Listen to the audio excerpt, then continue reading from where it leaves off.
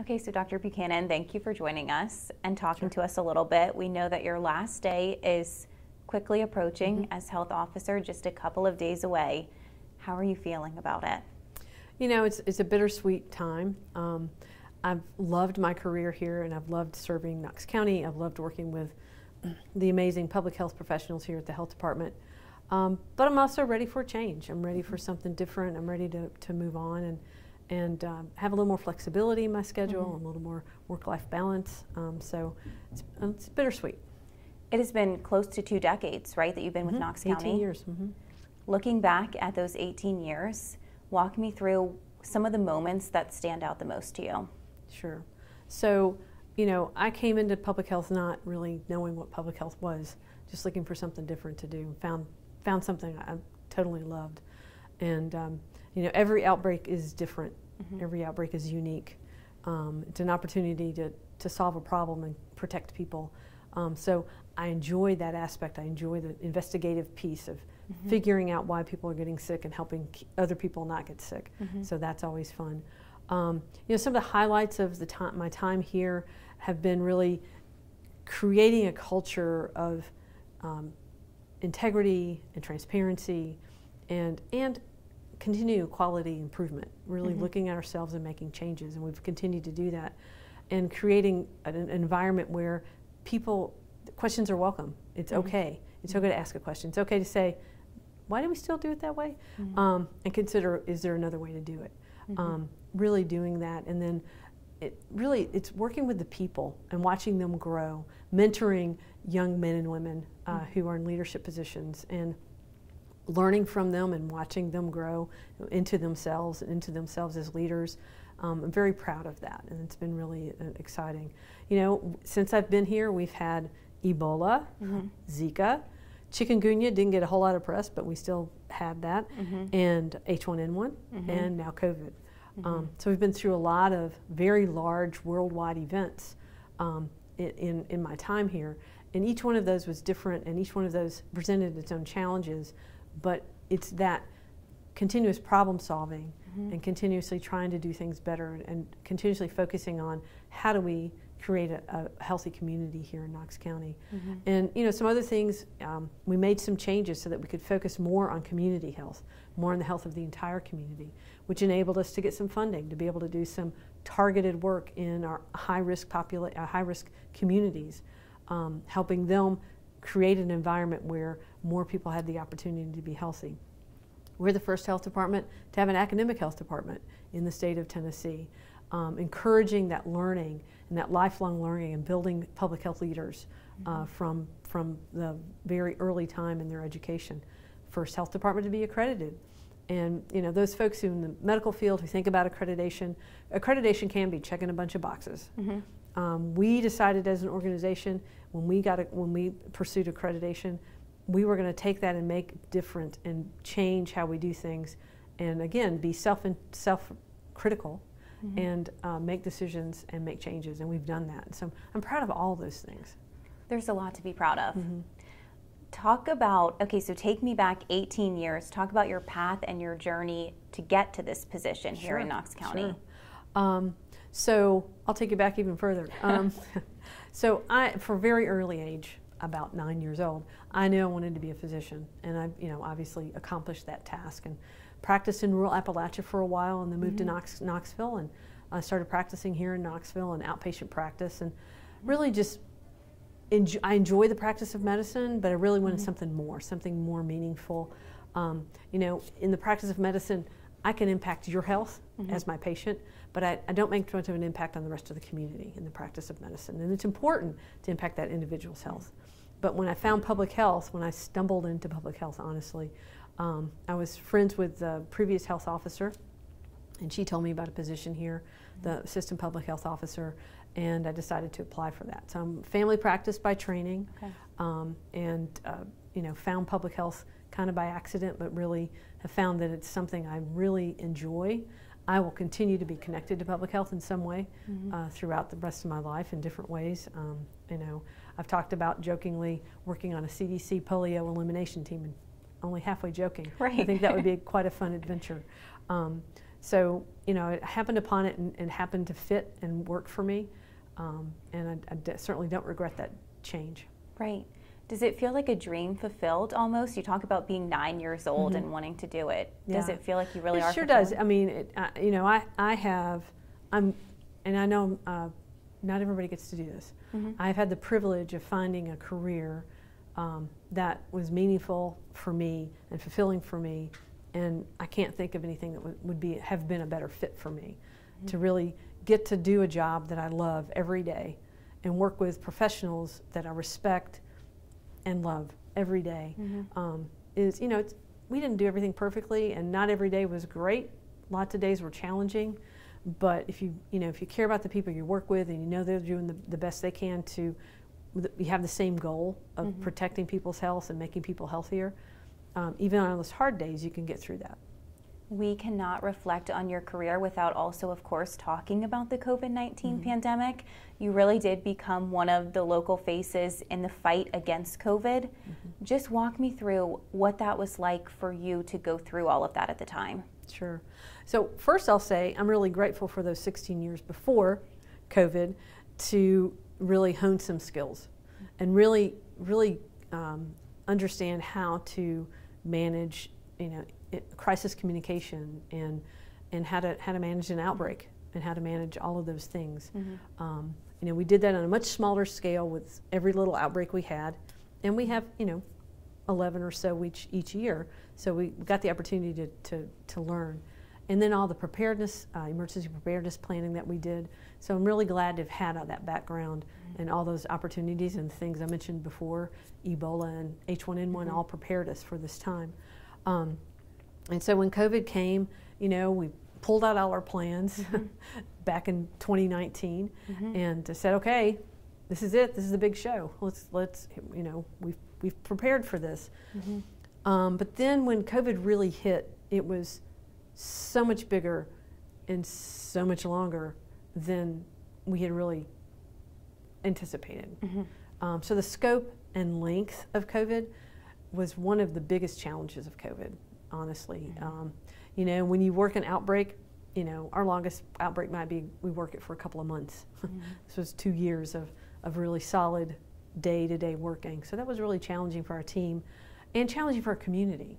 Everybody was tired of it. So were we.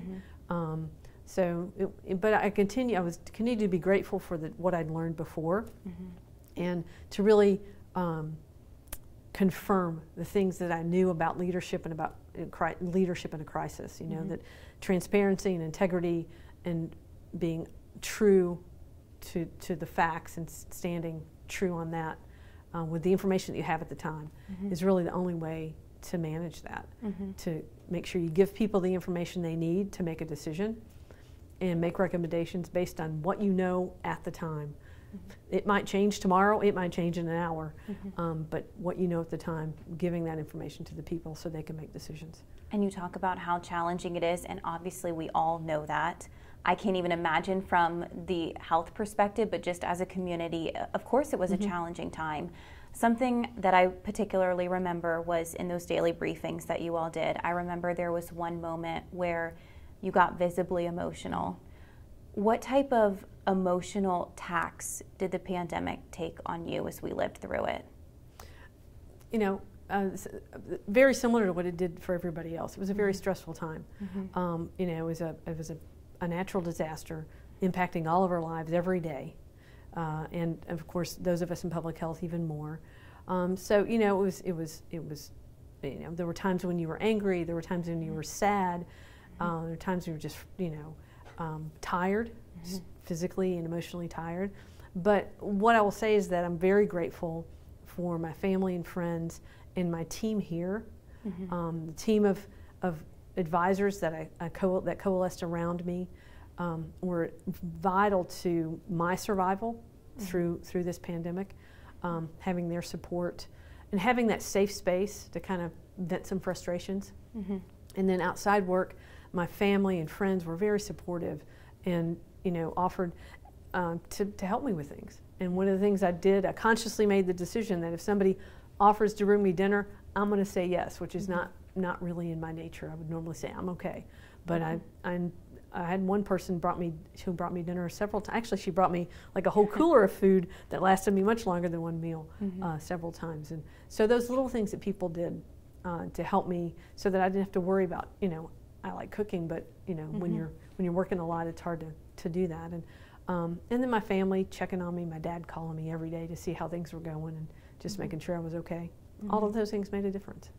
And it made us appreciate, like you said, the little things, like the phone calls and the home-cooked meals in a time where before that we got so wound up in much bigger things, and it was just a moment to pause and reflect. Sure, yeah.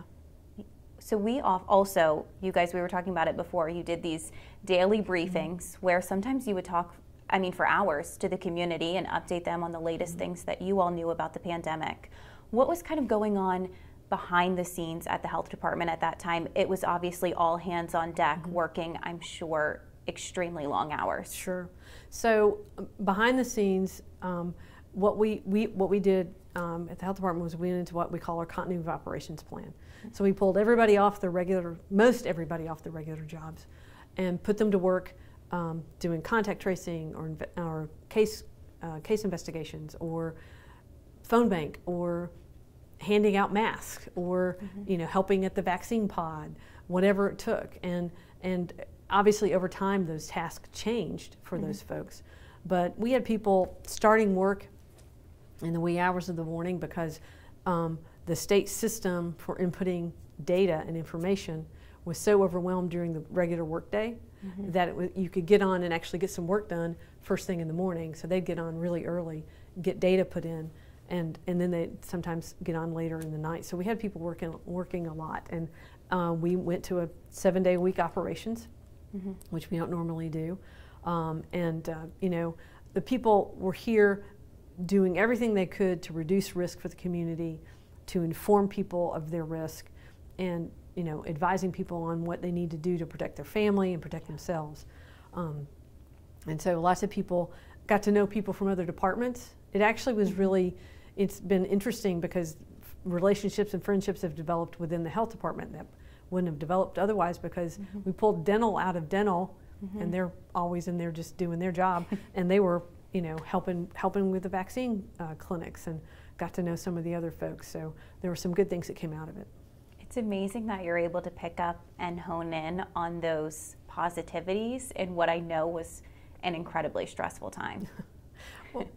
Well, it's certainly, I'll just give credit to my family. It's really certainly what I was always taught to do, to look at things. Yeah, it was hard. Yeah. And it was hard for a really long time. And yeah, were there days when I went home frustrated or sad or just mad, and had to have a good cry. And even sometimes when I had a little cry in front of the entire community.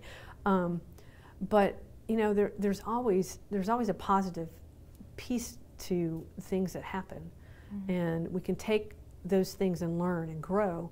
And if we don't take those things and learn and grow, and aren't grateful for the little things, that's a pretty unhappy existence.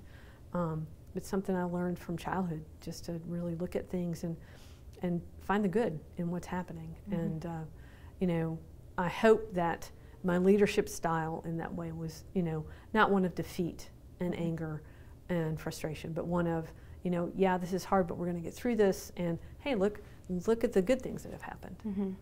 And with that being said too, and that mindset of focusing on the positive, I do also know that there were days of tension and nights of tension. I was at pretty much every county commission meeting and followed along with every Board of Health meeting as well. And there was tension certainly in public forums there as well.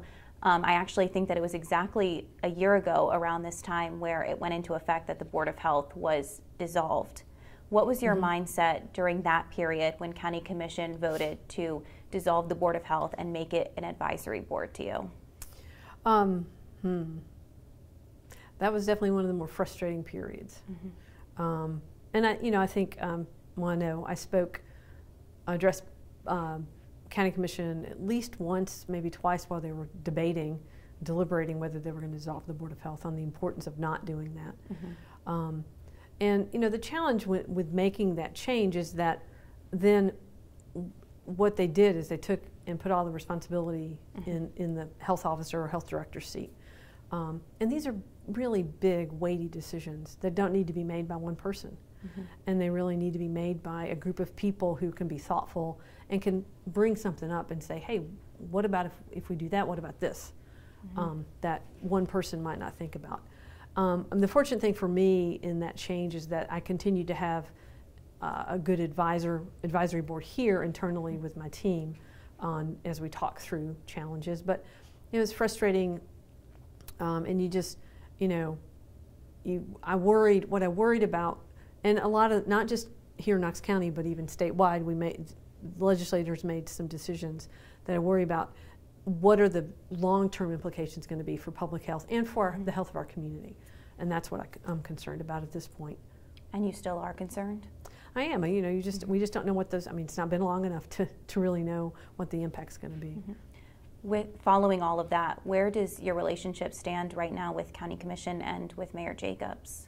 I have a good relationship with the commissioners and Mayor Jacobs. We don't have to agree on everything to have a good relationship. I feel like I can pick up the phone and call commissioners about any concerns that I might have, and I hope that they feel they can pick up and call me as well. And I have a good working relationship with the mayor's office and talk regularly with, I haven't actually not talked regularly with Dwight in a long time, but I do feel like I can reach out to them if I have a need. So it's a good relationship. It's a relationship of respect. How bad did it get through all of that, through 2020 and 2021? I even remember reading things that you were getting death threats. Is that true? I did not personally get any death threats. I got, threatening people saying mean things. But the health department got death written on the wall outside one weekend, and so that's really challenging. I think our team really felt threatened, especially when that happened, and we're concerned about safety.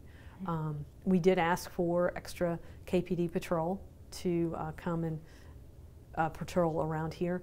I actually had the sheriff's, because I live in the county, the sheriff's office, when we had one board of health meeting and I was at home, so I asked them to sit in my cul-de-sac because we'd had so much very loud protesting at Board of Health meetings. I didn't want anything to get out of hand, and nothing happened. Yeah. It didn't. I just did out of caution.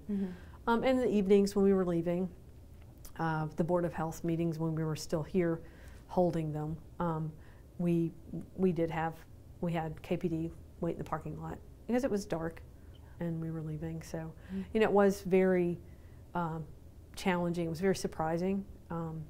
Having never been in that situation before where you had a group of people who were very vocally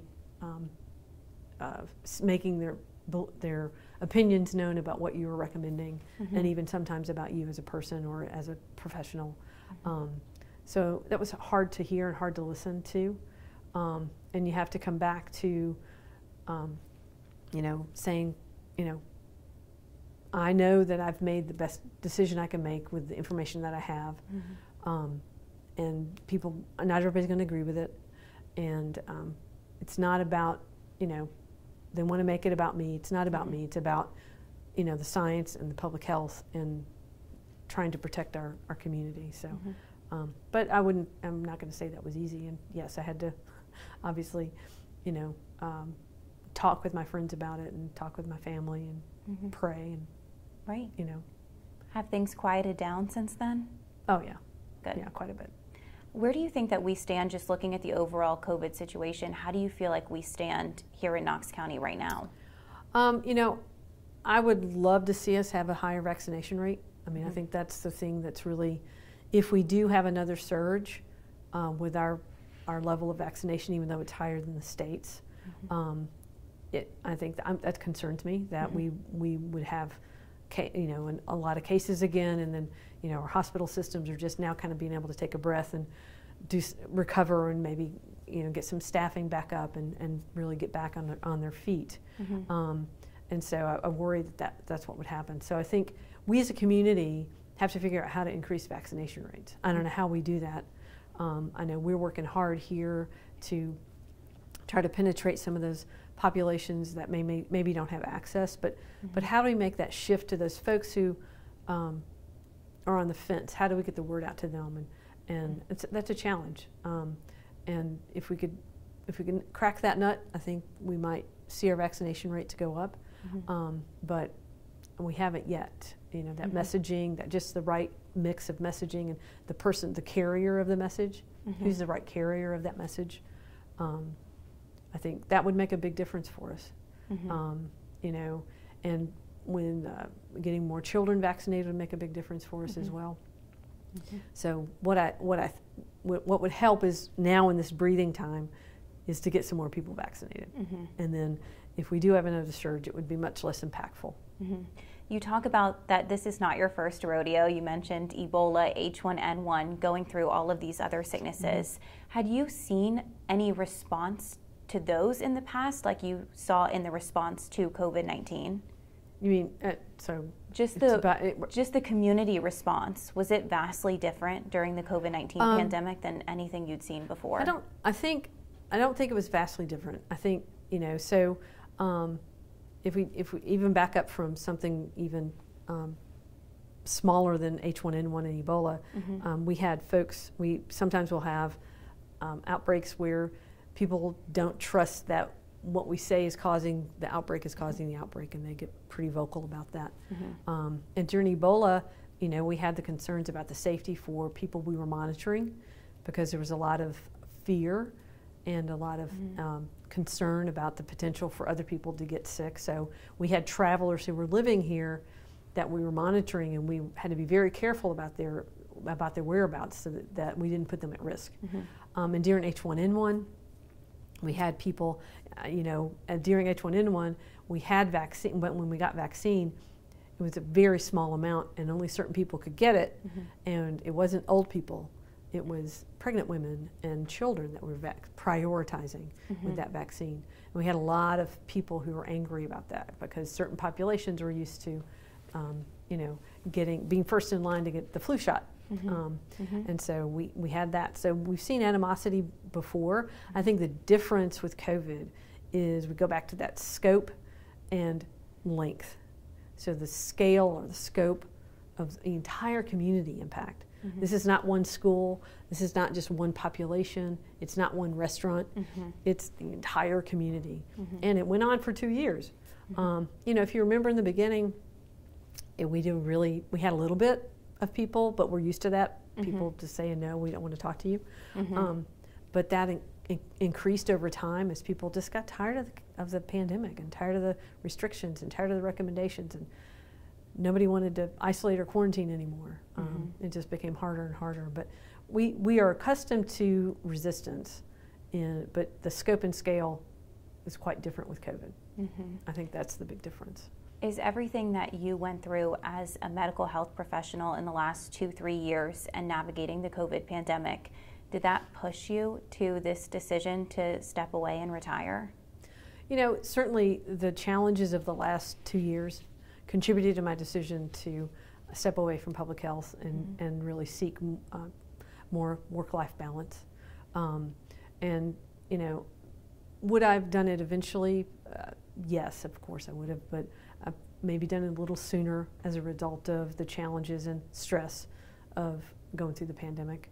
Not really being able to see the ability to get some more work-life balance back at the point where we were, when I decided to resign, and just really making that decision for my own personal mental and physical health. I think I'm buttoning up COVID here. So is there anything else that you think is important, though, to touch on while we're on the subject of COVID? Just any message that you want the public to hear, too? You know, I think it's important for us to realize that COVID is not over. We are in a lull, and that's great. But take this opportunity to educate yourself, and if you're not vaccinated, get vaccinated. And if your kids aren't vaccinated, get them vaccinated. And this is an opportunity to do that and protect your family and protect our community. Do you think going through that, the COVID pandemic, was the hardest part of your career thus far? And if not, then what was the hardest part? I would have to say it was the most challenging part of my career ever. I mean, certainly when you're early in your career and you're learning things, and the first time you manage an outbreak, at the first time that seems like it's the hardest thing. But then you put it in perspective with something like COVID, and you're like, yeah, that wasn't that hard. It was a real challenge. It was a challenge for everybody, our whole community, and so I think we all will look back on 2020, 2021, and part of 2022 and say, yeah, it was hard. When you look back at all that you all accomplished, the daily briefings that you did, the mass vaccination sites and the mass vaccination clinics, how do you feel just about your entire team's response to the pandemic? Oh, I can say nothing but good things. Totally proud of our team. I think that their dedication, flexibility, and just passion for public health really shine through. And there were so many things happening behind the scenes that nobody knows about. Just making, finding places to do vaccination clinics, locating the right place and going into communities and vaccinating folks when we had an outbreak or other things. And our team was ready to pick up and go and vaccinate anywhere, or making sure that our nonprofits that serve our homeless communities had masks so they could give their clients masks. And all the care and consideration that was made to help the most vulnerable and reduce their risk on a daily basis was really amazing. And in the phone bank, those folks put up with us as people got more frustrated. They were the brunt of a lot of that frustration. I forgot about the calling too to schedule a vaccine, the phone banks you mentioned.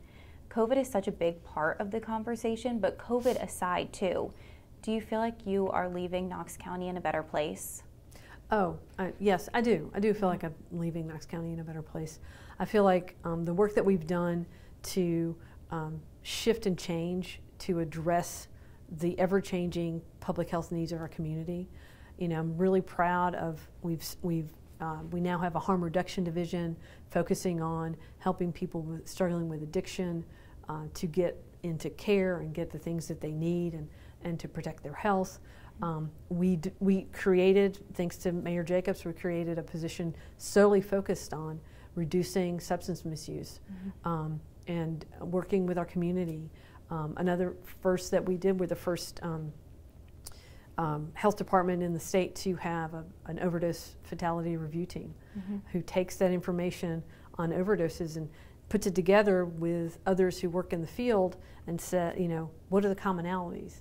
What can we do upstream to prevent this? And those are all really important things, and that work will continue well beyond me. And what I'm really proud of is that I've created leaders, or not, I haven't created leaders, I've supported leaders who will now move forward and carry on that good work that was started while I was here. What do you want your legacy to be?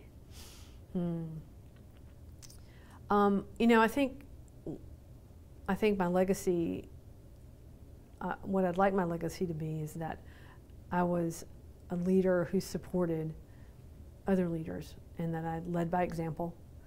And transparency and integrity have to be in there too. And those are the things I want to continue. The service and integrity and transparency. What comes now? What comes next? Well, I have formed a consulting company, an LLC, so I'll be doing some consulting. I don't have any clients as of yet. But I'll be obviously consulting on issues of public health if somebody needs to write an infection control plan. Or also, I've done a lot of planning, emergency preparedness planning, strategic planning, change management. Really want to take those skills that I've honed over the years here and help other companies or governments or nonprofits, whatever, benefit from those and share those skills with them. And so I'm excited about something new and different. and having some flexibility. I doubt I'll have a brick and mortar office, so I'm excited about that. So this is really not retirement. Oh no, I like to work, and I'm too young to retire. And continuing in the medical field too. Well, it'll mostly be public health and not necessarily medical. Yeah, so I mean, I'd be happy to work with a physician's office or a hospital system or whatever, but I'd be just as happy to work with a power company or staple company, whatever. Right. You know. So really more administrative stuff. I mean, I like medicine, but I've really enjoyed what being in the administrative side of public health has taught me and how I've grown. Is your firm, your consulting firm, right? Yeah. Is it up and running? Or? Well, it's officially a company with the state of Tennessee, but it's not. I haven't really. That's. I think next week I'll really focus on building that out and really honestly seeking my first client. Okay, so next week. So you have no downtime at all because your last day is Sunday. My last day is Sunday. I am taking a 2-week trip in a couple of weeks, so yes, I do have some downtime planned. Okay. Yeah. Well, you deserve a little bit of a break. Okay, so then that's really where all your attention is focusing, is on this next step. Yeah. What do you want the advice to be to the next person that comes in here and takes over and takes your shoes? It's a good question. I think my first piece of advice would be to trust your team. We have a really great, strong, knowledgeable team here at the health department. So first, trust your team. They have the community's best interest and your best interest at heart, and they're going to steer you in the right direction. And the second is shut up and listen, which kind of goes with the first. Come in and learn and listen and take in your first few months. Obviously, as a health officer, you'll have to make some decisions. But those decisions need to be informed by the information you get from your team. We've built a really good environment here. Learn it. Ask a lot of questions. Don't be afraid to ask questions. And it'll be fine. What does your last week, because this is it, right? Sunday is your last day. So what is your last week looking like here? Is it kind of like a goodbye tour? Are you still working nonstop? How is it looking this week? Actually, it's not really a goodbye tour. It's I've been working remotely since the first of the year. Okay. So I've not been coming into the office very much. So I've been working remotely. So cleaning up loose ends, tying up loose ends, making sure that everything's ready for the next person who comes in, and just taking care of that kind of business. I have a few more meetings this week to tie things up and make sure that I pass the baton appropriately and not many things get dropped. Excuse me, because we don't want that to happen. But I've really been transitioning things over to my leadership team over the last 3 months. So I've been less and less involved in day-to-day decisions and operations. So they're quite ready to step in and just do that. Anything else that is heavy on your heart, heavy on your mind, that you want to convey to people that I have not asked you yet? No, what I would just say to our community is that you are fortunate to have such a really amazing, passionate group of people focusing on your health every day. So step back and realize what a big deal that is, and show them some loving. Yeah, and some kindness. Yeah. Okay, great. I just want to, I think we're good, unless there's anything you can think of, Brian.